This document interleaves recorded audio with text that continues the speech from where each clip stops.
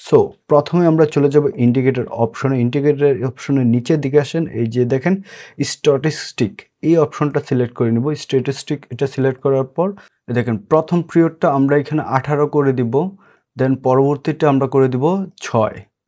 3 নাম্বারটা smooth period, এটাও করে দিব 6। দেন হচ্ছে আমরা যেই ওভারবোট লেভেল সেটা করে দিব 80। সো ওভারলেট করে দিলাম। আর হচ্ছে ওভারসোল্ট যেটা, সেটা এখানে লেভেল দেওয়া হচ্ছে 30, আমরা এখান থেকে 20 করে দিব। সো আপনারা এই অপশনটার একটা স্ক্রিনশট নিয়ে রাখতে পারেন। এই অপশনটার স্ক্রিনশটটা আমি অবশ্য ভিডিওতে দিয়ে দিব।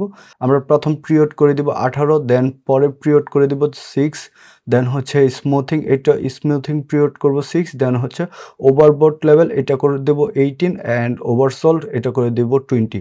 এখানে এটা করার পর এই যে এই অপশনে SMA এই অপশনটাই রাখবো, SMA অপশনটা রাখবো। দেন হচ্ছে নিচের দিকে চলে আসব।